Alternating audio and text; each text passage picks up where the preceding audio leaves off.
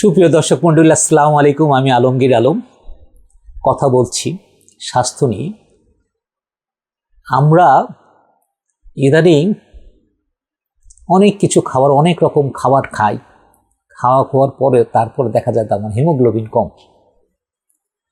ভরপেট খাই, তারপরে হিমোগ্লোবিন কম।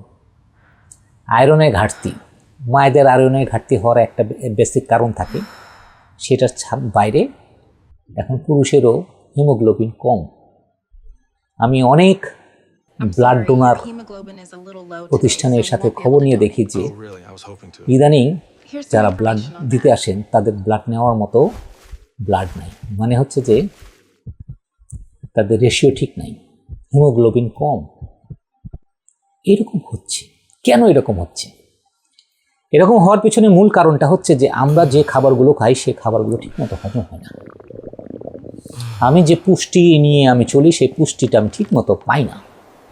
এই পুষ্টিটা আমাদের ঠিকমতো না পাওয়ার কারণে আমার শরীরের ভিতরে একটা ছন্দপতন ঘটেছে। এই ছন্দপতনের কারণে আমাদের শরীরের ভিতরে নানান ধরনের মিনারেলের ঘাটতির একটা বড় জায়গা তৈরি হয়ে গেছে।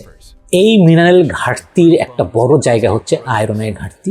সেটার সাথে সংশ্লিষ্ট হচ্ছে হিমোগ্লোবিনের মাত্রা কম। হিমোগ্লোবিনের মাত্রা কম হওয়ার কারণে কিন্তু আপনি ডে বাই ডে আপনি শরীরের ভিতরে নানান ধরনের সমস্যায় আপনি ভুগতে থাকবেন।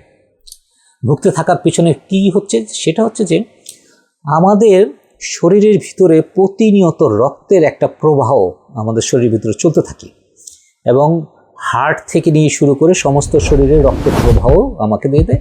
এই প্রবাহের মধ্যে দিয়েই কিন্তু আমাদের শরীরের ভিতরে নিউট্রিশনগুলো চলে যেতে থাকে। এখন আপনার শরীরের ভিতরে আয়রন নাই, আপনার শরীরের ভিতরে হিমোগ্লোবিন কম, আপনার শরীরের ভিতরে স্বাভাবিকভাবেই আপনার নিউট্রিশনগুলো আপনার শরীরের ভিতরে প্রবেশ করছে, সেগুলোর মধ্যে আপনার শরীরের ভিতরে এই ঘাটতি, খাদ্যের ঘাটতি আপনার শুরু হচ্ছে। পৃথিবীতে যত বড় বড় রোগ আছে, রোগের বেসিক দুইটা কারণ, একটা হচ্ছে টক্সিক আর একটা হচ্ছে পুষ্টির ঘাটতি। আমাদের শুরু হয় এখান থেকে। একটা হলো শরীরকে আমরা টক্সিক করে ফেলি, আর একটা হচ্ছে পুষ্টির ঘাটতি করে ফেলি, যার কারণে আমার খাদ্যে মিনারেলের ঘাটতির কারণে আমার শরীর নানান ধরনের সমস্যা তৈরি করছে। এই সমস্যাগুলোর একটা বড় কারণ হচ্ছে আমাদের হিমোগ্লোবিন কম। এই হিমোগ্লোবিন কমার জন্য আপনাকে কি করতে পারেন? আপনি সিম্পলি একটা বিট উপরে খোসা ফেলে দিয়ে চাকচাক করে কাটেন, ছোট ছোট চাকচাক করে কাটেন। কাটার পরে ওটার মধ্যে ভালো করে লেবু রস ছিটিয়ে দেন, ভালো করে লেবু রস ছিটিয়ে বাটির মধ্যে রেখে দেন। তারপর এর মধ্যে কুচি কুচি করে গাজর কাটেন, কুচি কুচি করে গাজর কাটেন। তারপরে 2 টুকরা আদা দিবেন। এই 2 টুকরা আদা দেওয়ার পরে আপনি এটা স্বাভাবিকভাবে 1 গ্লাস পানিতে আপনি ব্লেন্ড করেন। ব্লেন্ড করলে দেখবেন যে আপনার সুন্দর একটা স্মুদি হয়ে গেছে। এইটা এবার আপনি খান, যে কোনো সময়, সারাদিনে যে কোনো সময় আপনি স্ন্যাক্স হিসেবে খান। সবচেয়ে ভালো সকালে খাওয়া, কিন্তু আপনি এটা খান। এই বিট, গাজর, লেবু, এটা এমন একটা কম্বিনেশন, এই কম্বিনেশনের সাথে রাজা হিসেবে আদাটা দেওয়া। এই রেসিপিটা আপনি যদি খেতে পারেন, আপনি অদ্ভুতভাবে 7 দিন আপনি খাওয়ার পরে আপনি আপনার হিমোগ্লোবিন মাপে দেখবেন যে আপনার হিমোগ্লোবিন চেঞ্জ।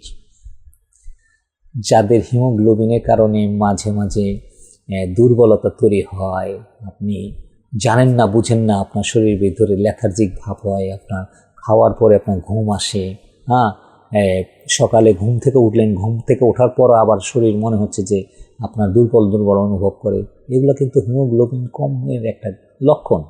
তো আপনি এই কাজটা আপনি করেন, এই কাজটা করেন, 7 দিনে আপনার হিমোগ্লোবিনটা পূরণ হয়ে যাবে। কিন্তু আপনি 7 দিন না, আপনি এটা 15 দিন খাবেন। প্রয়োজনে 15 দিন পরে, আবার 15 দিনের পরে আবার যদি মনে হয় যে আপনার এটা দীর্ঘ সময় আপনার সময় খেতে হবে, তাহলে আপনি 7 দিন পর পর আবার 15 দিন করে আপনি খেতে পারেন। যে কয়দিন আপনার বিট গাজর আছে, এটার উপাদানটা হলো বিট গাজর, এর সাথে লেবুর কম্বিনেশন আর আদার কম্বিনেশন।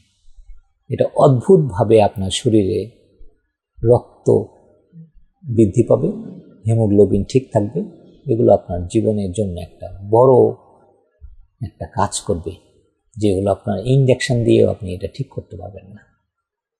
ধন্যবাদ।